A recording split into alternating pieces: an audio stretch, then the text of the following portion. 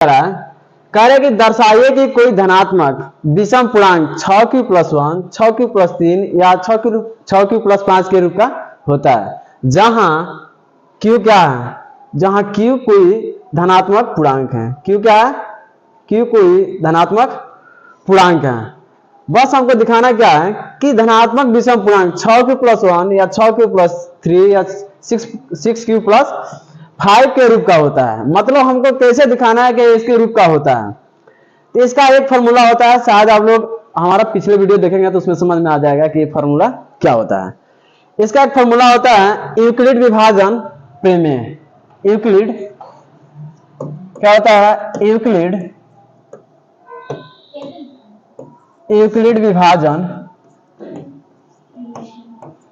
विभाजन एल्गोरिथ्म।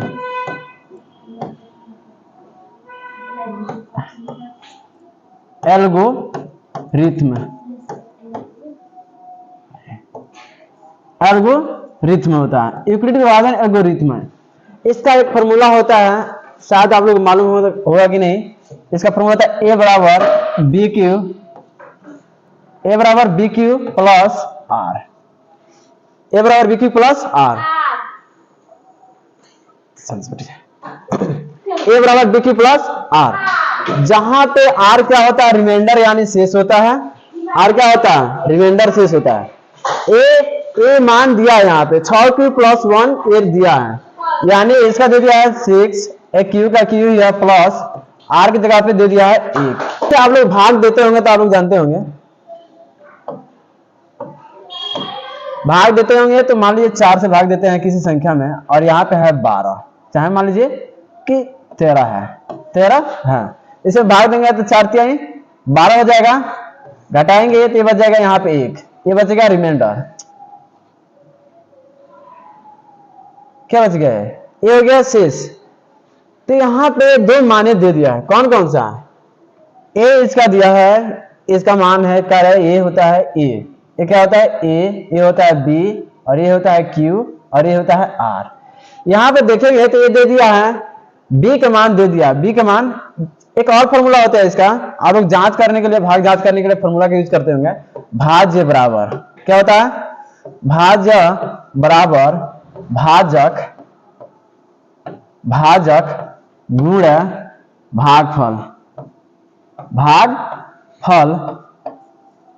जुड़ शेषफल होता है। शायद आप लोग पढ़े होंगे, क्या होता है शेषफल। ये फॉर्मूला होता है।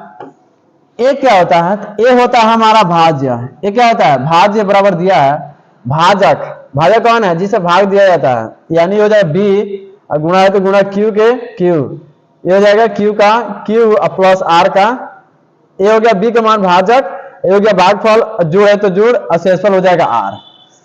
यही सेम फॉर्मूला है यहाँ पे यूक्लिड विभाजन प्रेमिका। यूक्लिड विभाजन प्रेमिका का यही फॉर्मूला होता है a बराबर बी क्यू प्लस आर।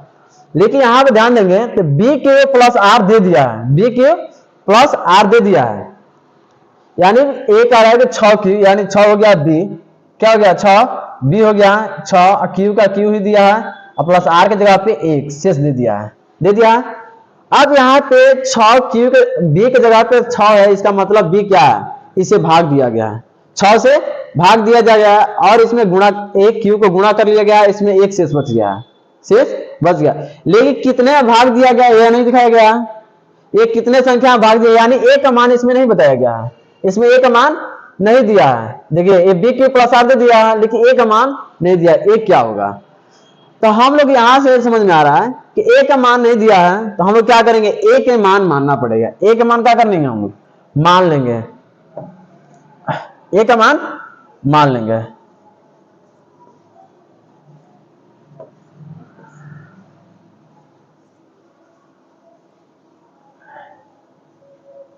एक का मान हम लोग क्या करेंगे, मान लेंगे। क्या मानेंगे कि माना ए कोई धनात्मक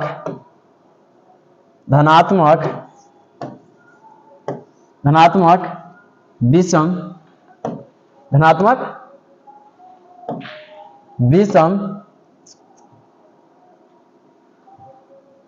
ए कोई धनात्मक विषम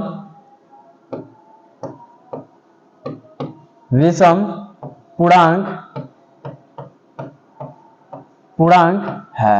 ये कोई धनात्मक, कहाँ है लिए बार बार ऐसे हो जाए।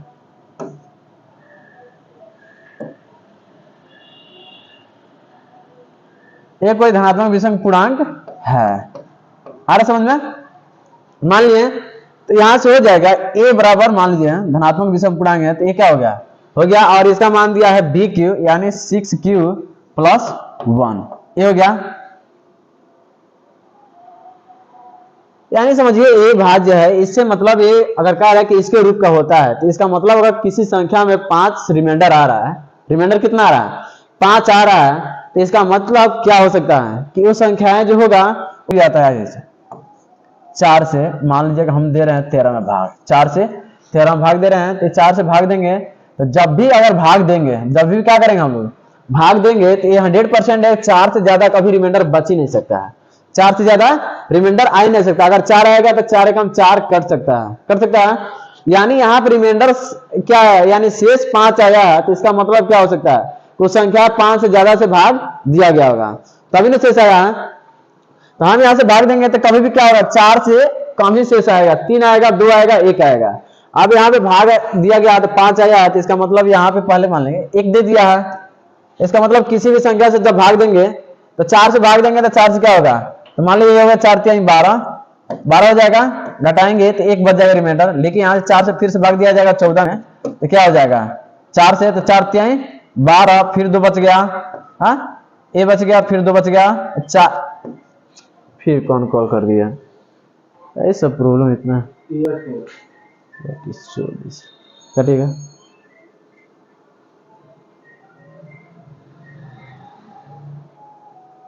सही है। तो अगर मान लीजिए भाग देंगे तो रिमाइंडर 2 हो गया, फिर 4 से समझिए 15 में भाग देंगे तो क्या होगा, 4 से तो 4 3 12 हो गया, फिर 3 बच गया, लेकिन 15 के बाद 4 से 16 में भाग देंगे तो अब इसे 3 से ज्यादा शेष आ ही नहीं, 4 से का 16 यानी कट जाएगा, 16 कट जाएगा। तो हम कह सकते हैं कि कभी भी जब भाग दिया जाता है तो जो भाजक होता है, भाजक से ज्यादा क्या होता है, रिमाइंडर आ ही नहीं सकता। भाजक कितना होगा उससे क्या होगा, उतना ही रिमाइंडर आएगा, और उससे कम आएगा, जितना भाजक होगा उससे रिमाइंडर क्या होगा, कम ही आएगा, यानी शेष कम ही आएगा।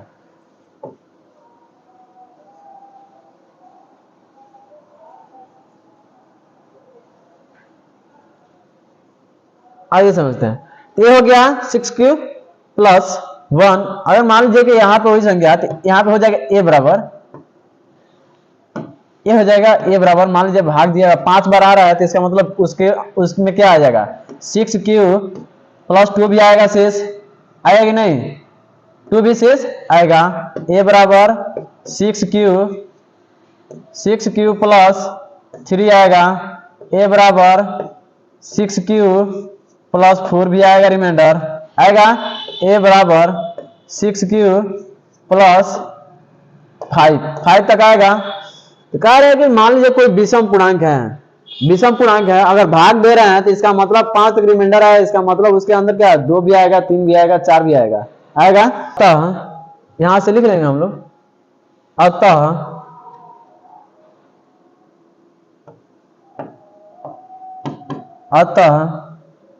कोई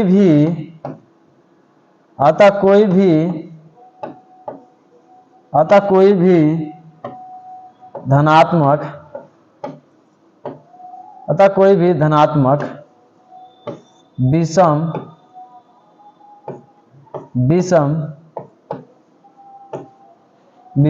पूर्णांक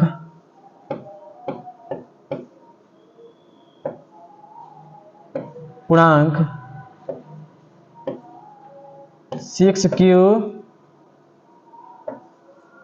प्लस 1 या 6Q प्लस 3 या 6Q प्लस 5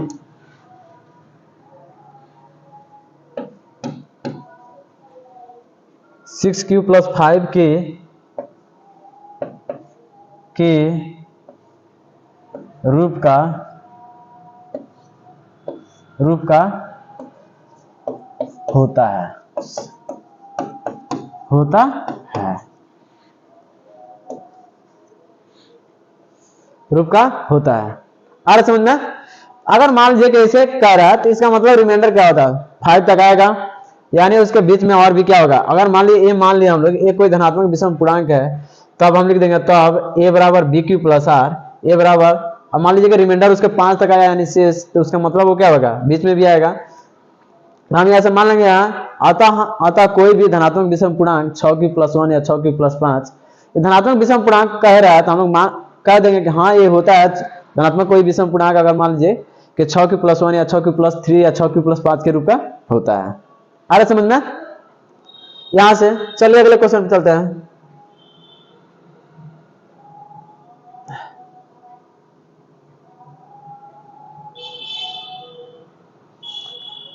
अगला क्वेश्चन कह रहा है कि किसी रोड पे किसी परेड में 616 सदस्य वाली एक सेना आर्मी के टुकड़ी को 32 सदस्य वाली एक आर्मी बैंड के पीछे मार्च करना है। तो दोनों समूहों के समान संख्या वाला स्तंभों के मार्च करना है, यानी दोनों में समान क्या कर रहा है, दोनों समूहों के समान संख्या वाला स्तंभ, यानी कौन सी संख्या होगा जो दोनों में क्या होगा, समान होगा।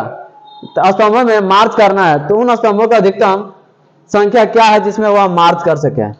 देखिए जब भी अगर अधिकतम पूछेगा, जब भी क्या होगा अधिकतम पूछेगा, तो उसका क्या निकालते हैं हम लोग, HCF। क्या निकालते हैं, HCF। HCF कहते हैं तो क्या होता है, H से क्या होता है, HCF, H से होता है हाईएस्ट यानी अधिक से अधिक। जब भी अधिक पूछेगा तो HCF हाईएस्ट होता है, HIGHEST हाईएस्ट। C से होता है कॉमन, C से होता है कॉमन। F से होता है फैक्टर, F से क्या होता है, फैक्टर होता है, हाईएस्ट कॉमन फैक्टर कह सकते हैं ऐसे।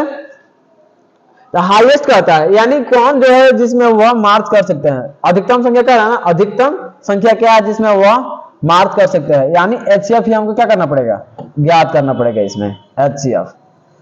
HCF निकाल लीजिए दोनों का, दोनों में जो मिलेगा वो क्या होगा, हमारा आंसर हो जाएगा। तो कह रहा 616 है और कितना है, 32 सदस्य है, दोनों को निकाल लिए HCF। इसको तोड़ दीजिए, 616 है, 616 को तोड़िएगा, 616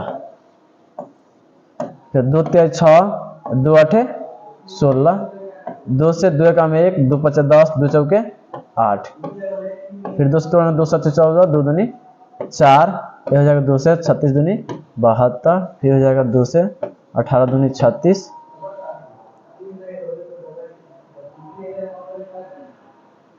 नहीं 2 7 14, यहाँ पे होगा 2 7 14, यहाँ पे 77 होगा, 77 होगा यहाँ पे 2 7 14, 1 मिनट रुकिएगा,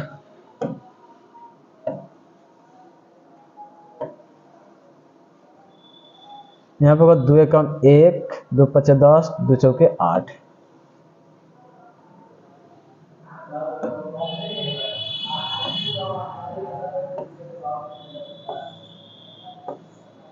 यहाँ 2 से 2 कम 1, 2 5 10, 2 चौके 8, फिर 2 से कटाएंगे 2 7 14, 2 7 14, यहाँ से कटा लेंगे 11 7 77, ये हो गया।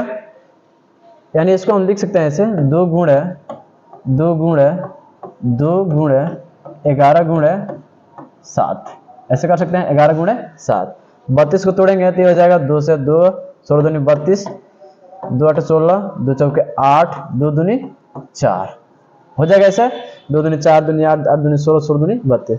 यानी कह रहे HCF निकालने के लिए आपको मेथड बताए होंगे, कौन सा मेथड, जो तीनों मिलेगा वो कहाँ होगा हमारा, जो तीनों मिलेगा दोनों मिलेगा वो हमारा क्या होगा, HCF हो जाएगा, HCF हो जाएगा। चेक करिए कौन सा मिल रहा है, दोनों में कौन सा मिल रहा है। इसमें देखिए एक A2 मिल रहा है और इसमें एक और A2 मिल रहा है और इसमें एक और 2 मिल रहा है। अब इसके बाद कुछ नहीं मिलता, हम क्या करेंगे, इसको गुणा कर लेंगे, 2 गुणे 2 गुणे 2 कितना हो जाएगा, 2 दूनी 4 दूनी 8। कहते हैं 8 वो संख्या है जिसमें क्या कर सकते हैं, दोनों टीमें के लोग हैं वो क्या कर सकते हैं, परेड यानी मार्च कर सकते हैं। आ रहा समझ में।